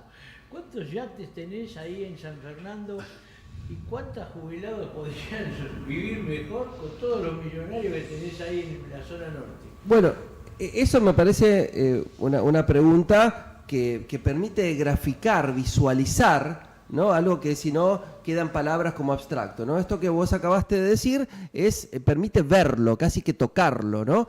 Y bueno, tiene que ver con esto que decíamos hace un rato, cobrar los impuestos a donde hay que cobrar impuestos. Justamente los últimos dos gobiernos de derecha que hubo, bueno, en este siglo, que fueron Macri y Milei, lo que hicieron fue justamente bajar impuestos progresivos, como por ejemplo bienes personales. Bienes personales tienen que ver con un pequeño porcentaje a la riqueza total de estos sectores que tienen muchas propiedades, que tienen mucho dinero. Bueno, si bienes personales baja del 2,5% al 0,5%, imagínense el agujero fiscal que representa eso. más, obviamente, como decíamos antes, las exenciones impositivas, que son una especie de subsidios a Galperín, que es uno de los tipos más ricos del planeta, ¿no es cierto? Y mientras tanto, ¿qué pasa? Eso se transforma a través de lo que han llamado sinceramiento. Miren la perversidad de la utilización del lenguaje, ¿no? Cuando Macri le quita los impuestos a los sectores más ricos y entonces esa financiación que ya no está para los subsidios representa tarifazos para las familias argentinas y para las empresas argentinas, él lo llamó sinceramiento. ¡Qué perverso! Y lo mismo volvió a hacer exactamente Milei. Pero justamente si lo que tenemos que hacer es cobrar los impuestos para poner en marcha la actividad, porque además, si las familias tenemos, en vez de un 5%, un 50% de nuestros ingresos para pagar tarifas, impuestos y transporte, entonces ¿qué tenemos? Menos ingreso disponible para consumir. El ingreso disponible es lo que queda disponible del ingreso para poder consumir. Si a través de los tarifazos, que a transporte, a los servicios, etcétera, te sacan una mayor parte de los ingresos, entonces te queda menos. Es otra forma también de bajarte los sueldos. Y otra de las mentiras que también conversando con ustedes en estos días también resulta oportuno, es que en esta precarización y esclavización del siglo XXI, que se llama modernización laboral, siempre a lo destructivo lo llaman moderno, ¿no? A lo viejo lo llaman nuevo, ¿no? Y es esto de que en la modernización laboral, como quieren eximir de obligación a las empresas de tener que pagar, por ejemplo, indemnizaciones, porque ¿por qué tiene que pagar indemnización la empresa? Justamente para disminuir los despidos arbitrarios y proteger a los trabajadores, a los puestos de trabajo y a la planificación de las familias argentinas, de la vida de las familias argentinas, que son lo que mantiene absolutamente todo. Entonces, ahora quieren que el trabajador autofinancie su propio despido a través de lo que llaman encima FAL, Fondo de Asistencia Laboral, lo llaman. ¿A qué cosa? Que una parte de lo que, claro, los trabajadores vamos aportando con un pequeño porcentaje de nuestro sueldo, las jubilaciones, el sistema previsional, ¿no es cierto? Lo que tiene que ver con lo que decíamos hace un rato, aportes y contribuciones a la seguridad social, que es la mayor parte de la financiación del sistema de seguridad social. Bueno, quería decir algo, perdón, Julián, quería hacer una pregunta. Quería aportar un dato, el índice de Gini, vos lo conocés, Julián, cuanto más bajo, mejor, indica que hay menos desigualdad en el país o en cualquier sociedad, ¿no? El índice de Gini en este momento volvió a crecer. Estaba muy bajo en el año 2022, ahora está en el 42,4. Aumentó 2 puntos la desigualdad en 2 años. Índice de Gini. Dato que perfecto. Desigualdad social. Ahora te lo complemento, pero quería terminar con esto, ¿no? Que parte, decíamos, que de los laburantes, un pequeño porcentaje de los sueldos va a financiar al sistema previsional. Bueno, esta FAL, que encima tiene hasta un nombre que puede seducir, Fondo de Asistencia Laboral. Bueno, todo esto que utilizan el lenguaje de una manera perversa, ¿no? Bueno, una parte de eso, en vez de financiar al sistema previsional, va a financiar las propias indemnizaciones de los propios despidos. Es una perversidad atómica que además desfinancia lo que hablábamos hace un ratito con ustedes, compañeros, las jubilaciones, ¿no es cierto? Que, dicho sea de paso, no está mal recordar que el Fondo de Garantía de Sustentabilidad, que sería como el ahorro del conjunto de los jubilados, es algo que creó el periodo kirchnerista. El gobierno de Cristina Fernández de Kirchner termina con un Fondo de Garantía de Sustentabilidad cercana, no me acuerdo el número exacto, pero es cercano a los 30.000 millones de dólares, evaluado en dólares. Luego Macri vendió la mitad de eso, la mitad.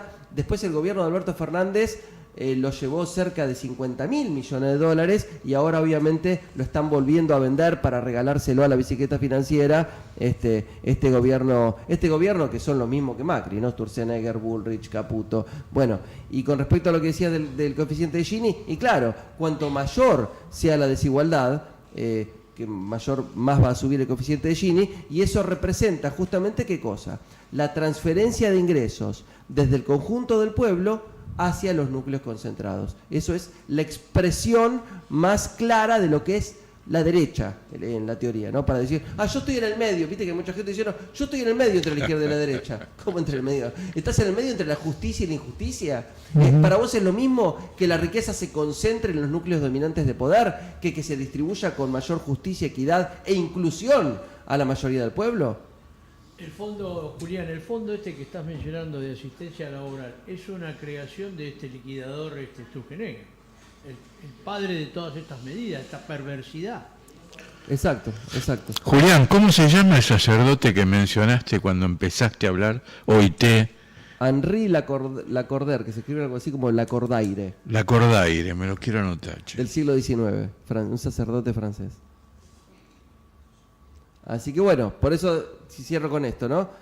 Con tanta perversidad del lenguaje. Cuando decían, por ejemplo, el término libertad, que nosotros lo hemos dicho muchas veces, libertad, viva la libertad, incluso dice el presidente. Bueno, libertad, por eso es oportuno recordar a Lacordaire, que decía que entre el fuerte y el débil la libertad oprime. Bueno, porque libertad, al término libertad hay que preguntar a libertad para quién. Porque no puede haber libertad para todos al mismo tiempo. Si hay libertad para las corporaciones, van a robarnos al pueblo, perdiendo el pueblo libertad. Y si el pueblo es libre, entonces se defenderá de las intenciones de saqueo de las corporaciones dominantes. A la libertad hay que preguntarle, ¿libertad para quién?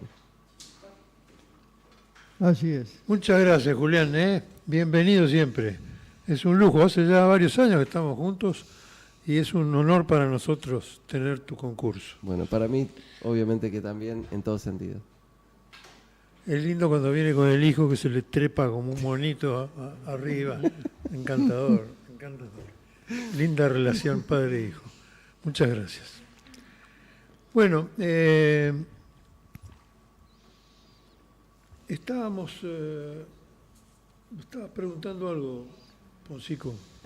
Sí, cuando hablabas del repaso de lo que fue el primer peronismo, bueno, ahí lo mencionó también Denaro, además del Estatuto del Peón, las primeras medidas del coronel, recordemos que en el 46, cuando gana en febrero, Perón todavía era coronel, y ahí viene una extraordinaria obra, que es el primer plan quinquenal.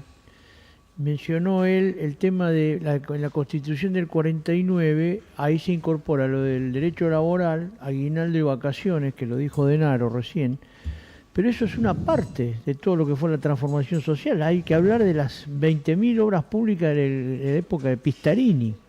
O sea, ¿cuál es, en esa comparación que vos hacías hace un rato, cuáles son los, llamémosle los destinos, ¿no? Si este gobierno no va a dejar ni una sala de primeros auxilios en Villa Soldati. Nada, ¿no? va a dejar nada, va a dejar agujeros. Y hay varias generaciones que ignoran lo que fue el primer peronismo y lo que fue la transformación social en aquellos años gloriosos de los 50, con un país que no llegaba a 14 millones de habitantes. Así que bueno, era un poco el agregado. También reflexionemos que los sectores dominantes en Argentina han sido muy crueles con el pueblo y no han tenido ningún miramiento en defender sus intereses contra los intereses del pueblo. Y lo han hecho en forma brutal, genocida, postergando generaciones, en una conducta completamente antisocial y anti-argentina, ¿no? Bueno, vamos a presentarle ahora a los queridos oyentes y televidentes a Marcelo Coeni, exdiputado de la Nación, exdirigente de organizaciones sociales, abogado y una personalidad muy respetada y muy querida por nosotros, que acaba, después de otros 3, 4 libros que ha presentado, muy interesantes todos, acaba de presentar su último libro sobre el rol de Mariano Moreno en la Argentina. Bienvenido, Marcelo. Gracias, Martín. Lo decís con pasión, ¿no? Sí, la verdad que es la primera vez que escribo una novela, ¿no? La mayoría de los libros que escribí antes eran ensayos, libros sobre economía, sobre historia, sobre derecho constitucional, pero nunca había escrito una novela. Y me parece que Mariano Moreno y esa vida apasionada que tuvo Mariano Moreno, ese personaje que apenas estuvo 6 meses en el poder, sin embargo quedó marcado en forma indeleble para la memoria de todos los argentinos, valía la pena contarlo desde una novela. Se supone que fue asesinado, ¿no?, en alta mar. Sí, todas las pruebas indican eso. Lo que pasa es que, de acuerdo a las leyes del mar, tuvo que ser arrojado el cuerpo en alta mar, así que jamás podremos averiguar qué es lo que pasó verdaderamente. Pero hay un dato muy interesante que lo descubrí investigando, que es que el capitán de ese barco era un desconocido previamente y no tiene ningún rol después, ¿no? Esas cosas que hacen los ingleses, de meter algún personaje particular, y es el que le dio, claro, frente a la descompostura que tenía Mariano Moreno, supuestamente esa medicina que terminó con su muerte. Vos que sos y que has sido además dirigente de masas, ¿cómo lo ves? ¿Cómo lo viste, digamos, investigándolo? Sí, yo quería, por un lado, bajarlo del... La historia oficial suele presentar a los próceres, a las grandes personalidades de nuestra historia como si fueran de mármol, como si vinieran a la historia solamente para dejar frases célebres, como si fueran personas inalcanzables. Y a mí una de las cosas que me interesaba era retratarlo como un militante, porque eso es lo que fue Mariano Moreno, un tipo que abrazó una causa que, como decía el general, que justificaba su paso por la vida, y se jugó la vida en esa causa, y que tenía sus luces y sus sombras, sus cosas maravillosas y sus cosas no tan maravillosas, ¿no? Digamos, sus contradicciones, sus disputas, su interna, ¿no? Su interna con Saavedra, que era una interna al interior del propio movimiento nacional de esa época. Bajarlo, porque cuando uno baja a esos próceres, a militantes, los hombres y mujeres de carne y hueso, los que caminan por la calle, también pueden sentir que ellos pueden ser Mariano Moreno, que pueden ser Belgrano, que pueden ser San Martín, que no son esos seres excepcionales que vienen de otro lugar, sino que son como cualquiera de nosotros. Y Marcelo, ¿por qué necesitaste ir a la novela en vez de hacer un ensayo como se te conoce, ¿no? Mira, yo ya había hecho una investigación histórica sobre el tema de la independencia, un libro que se llama Independencia, el hecho maldito del país colonial, un poco parafraseando a Cook, que decía que el peronismo era el hecho maldito del país burgués. Analizando a esa historia como lo que realmente es y lo que nos corta esa historia oficial, que es no una emancipación argentina, sino primero un proceso revolucionario hispanoamericano y después un proceso de independencia particularmente en América. Y a partir de eso yo tenía como el marco, pero lo que me pareció es que la vida de Mariano Moreno daba para contarlo desde esa cuestión más íntima, más personal que implica la novela. Y es realmente una vida de novela. El tipo se enamoró de la mujer a partir de verla en Un Camafeo, ¿no? Digamos. Y la fotito. Claro, era como una especie de retrato hecho en marfil, pero digamos, claramente, ¿no? Digamos, claro.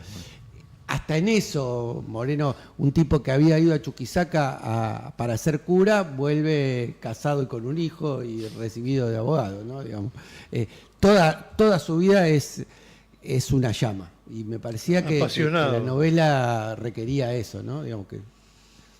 ¿Y qué momento tomaste?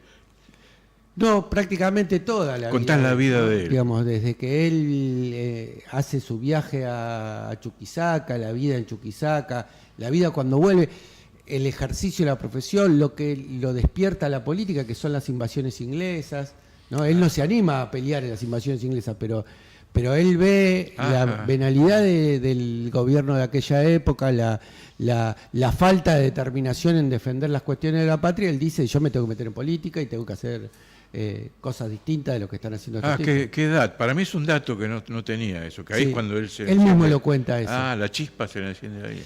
Sí, y además toda la parte donde él escribe la Gaceta, ¿no?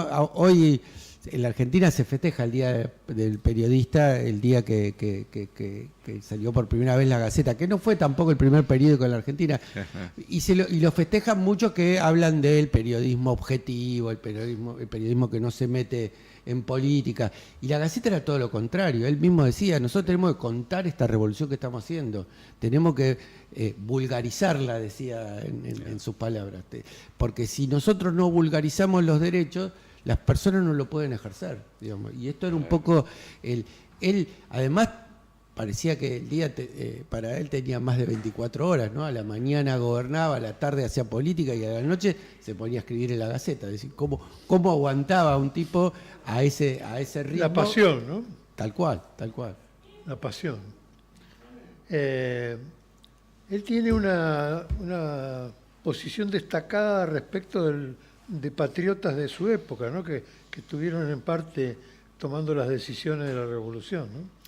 Sí, claro, él fue el alma de la revolución, ¿no?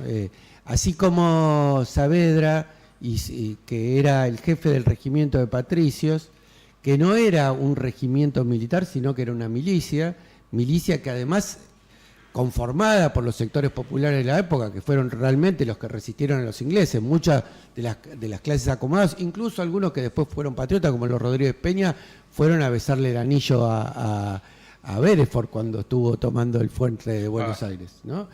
Incluso el obispo, ¿no? El mismo obispo que después se opuso a la Revolución de Mayo, el obispo Luer y Riega, estuvo ahí presente besándole el anillo a un protestante. Estimado compañero, una pregunta. En el libro, ¿cómo tratás a Castelli, que era un duro, en relación a todo lo que decís de Moreno, que realmente fue una figura, ¿no? Castelli era el jefe de ese equipo, ¿no? El primer jefe y el primer gran orador de la revolución es sin duda Castelli. Moreno se incorpora, que este es un dato que pocos saben, al armado, a ese armado de equilibrio político que fue la primera junta, por el lado de Álzaga, ¿no? Porque él había trabajado, y eso yo lo trato bastante en la novela, muy vinculado a Álzaga, que después lo termina ajusticiando Bernardino Rivadavia, que tenía cuentas viejas. Y una de las cosas interesantes que también descubrí es que una de las primeras intervenciones como abogado de Mariano Moreno fue hacerle un juicio por usurpación de títulos a Rivadavia, porque Rivadavia decía en aquella época que era abogado y no lo era. Me hace acordar a gobernantes de ahora que dice que son doctores y su doctorado se lo dio una universidad trucha de sus amigos, ¿no?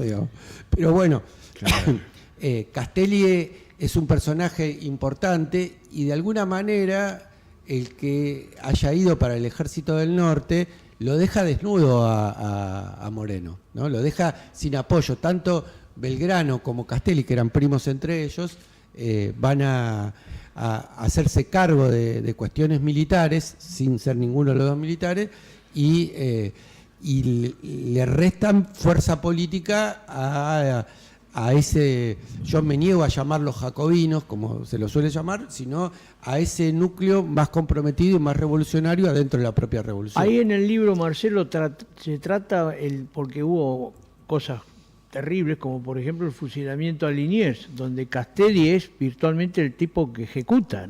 No es que lo mató él, pero lo mandó a ejecutar a que había sido héroe de las invasiones inglesas. Tal cual. El libro lo trata particularmente ese tema, porque me parece que ese tema es clave para definir el carácter revolucionario de ese grupo, que no le tembló la pera a la hora de ejecutar al tipo que, aún siendo un héroe para muchos, era el que estaba armando la contrarrevolución en Córdoba. Él hace una gestión realmente horrible, ¿no?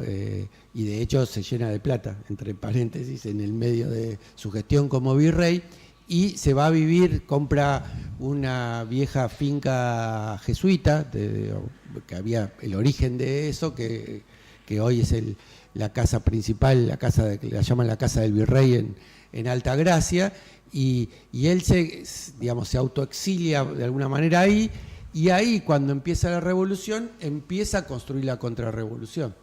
Se junta con Orellana, el obispo de Córdoba, con el gobernador de Córdoba, y si eso prendía hacia el norte, la revolución estaba en riesgo. Y por eso primero van y lo apresan, pero quien lo apresa tiene miedo de quedar como el que mata a un héroe.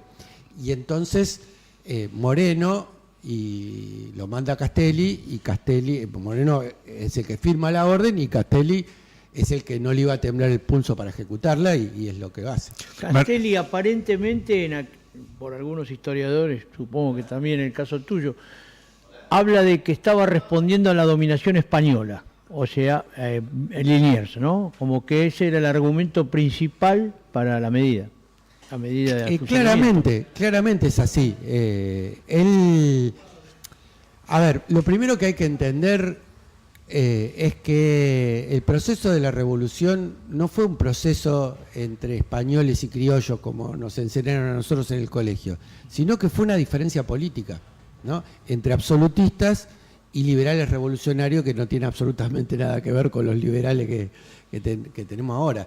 San Martín vino a eso. San Martín era parte de los revolucionarios liberales europeos, ¿no? Que en logias se juntaban, en el caso de San Martín, la logia de los caballeros racionales, que él se integra en Cádiz, y que venían a dar una disputa política.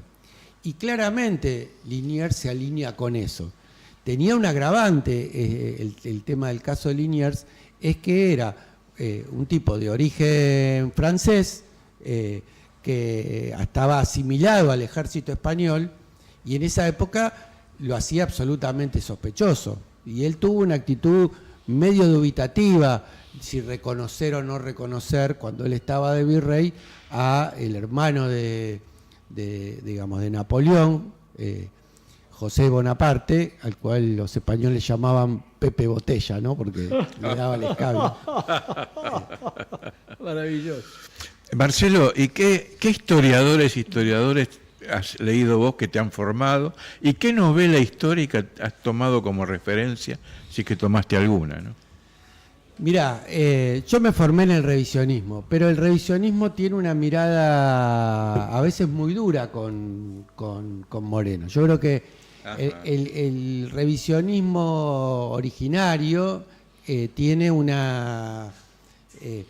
hay algo que no le perdona jamás a Moreno, que es haber traducido a Rousseau y haber llevado esa traducción de Rousseau, porque como tiene esa cosa de raíz nacionalista un poco maurraciana, plantea que la Revolución Francesa es un poco el principio de todos los males.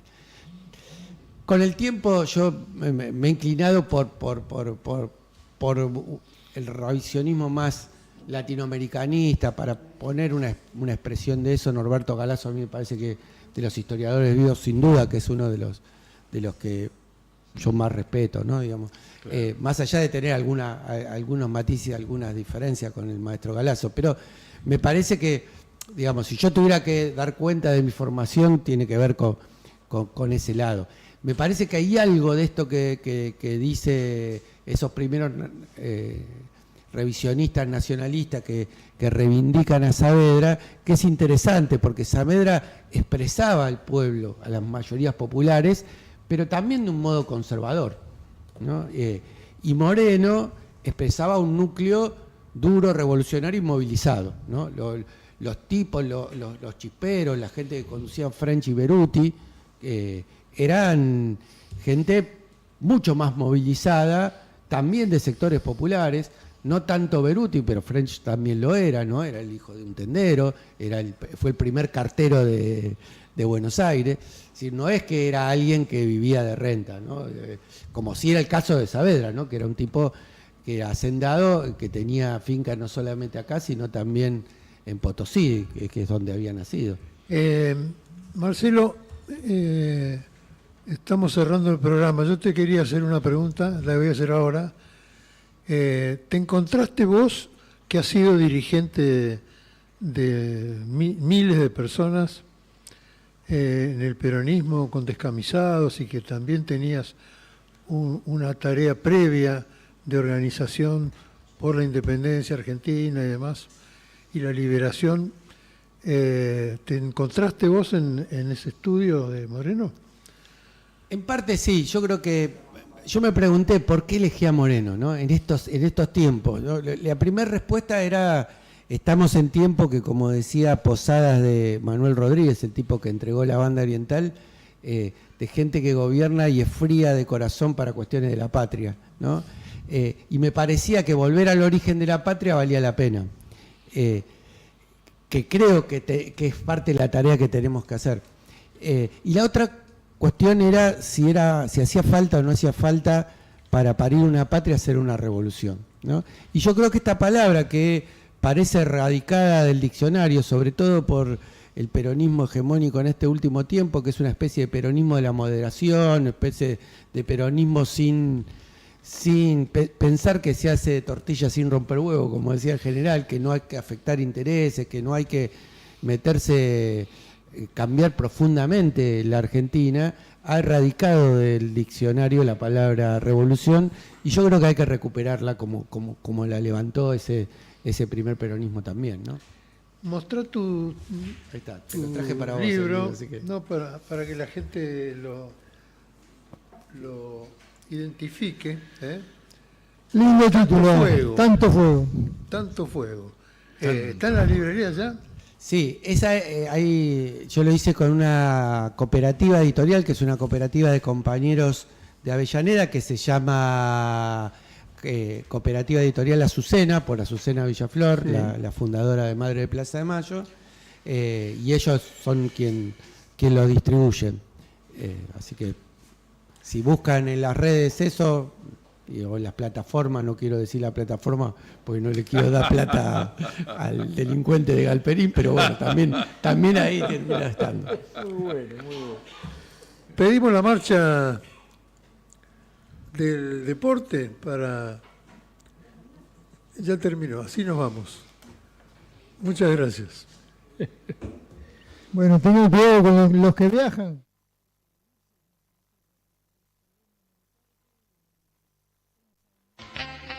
La mañana de Juan Domingo.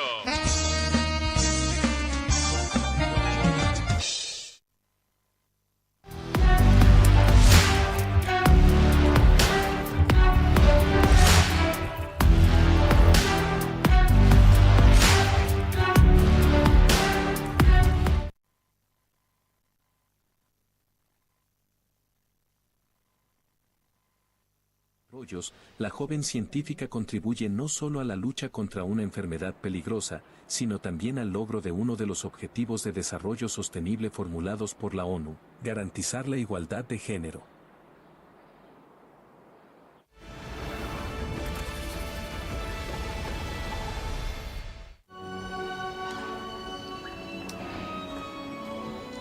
La leyenda del amor inaugura el 15º concurso internacional de artistas de ballet.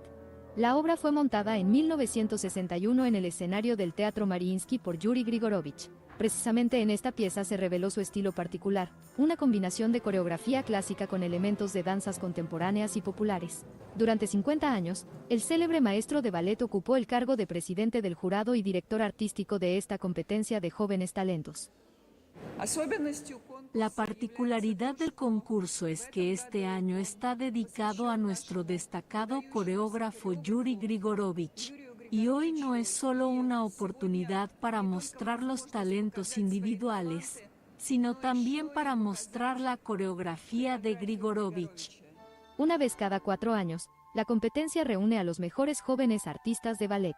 En 2026, presentaron solicitudes 362 aspirantes de 35 países.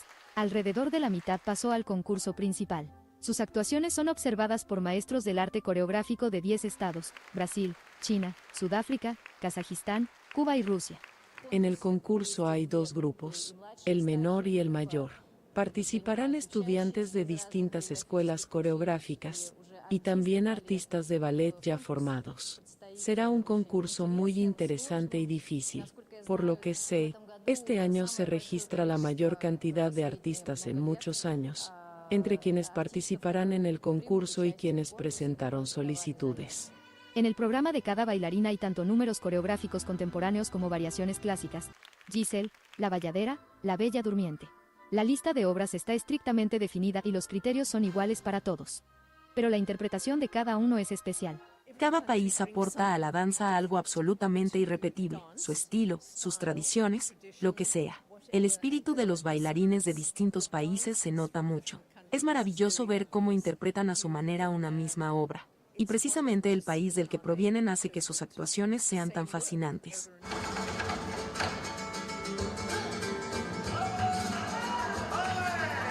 En la danza de Artur Libertini está la pasión de la soleada América Latina. El joven artista cuenta que caminó toda su vida hacia la participación en este concurso. Desde su primera actuación en la Escuela del Bolshoi en Brasil hasta su incorporación a la compañía del Teatro Tártaro de Ópera y Ballet Musa Jalil. No hay palabras para describir lo que siento ahora. Bailar en este escenario fue un sueño para mí desde que empecé a dedicarme a esto siendo pequeño, en Brasil. Es mi primer año de trabajo en Rusia, mi primer trabajo aquí, y siento una enorme alegría, de verdad estoy muy feliz. La bailarina china Yang Jikun interpreta el pas de deux de Don Quijote. Cuenta que ensayó cada movimiento, desde la colocación de los brazos hasta la mímica, hasta llevarlo al automatismo. Siempre sigue este principio. En su trayectoria de ballet figuran papeles en El Lago de los Cisnes, El Cascanueces, Espartaco, y varias victorias en concursos internacionales. El apoyo, y no solo desde la sala, la ayuda a sentirse más segura. Antes de venir aquí, cuando actuaba, me parecía que las danzas solistas eran más sencillas. Pero aquí siento que el dúo resulta más fácil, porque esta vez tengo un compañero maravilloso. Puedo confiar completamente en él. Y si tienen éxito en el escenario, podrán sumarse a la constelación de estrellas del ballet. Desde 1969, el concurso internacional ha dado a conocer al mundo a decenas de artistas destacados. La red de medios TV Brix fue socio informativo del evento.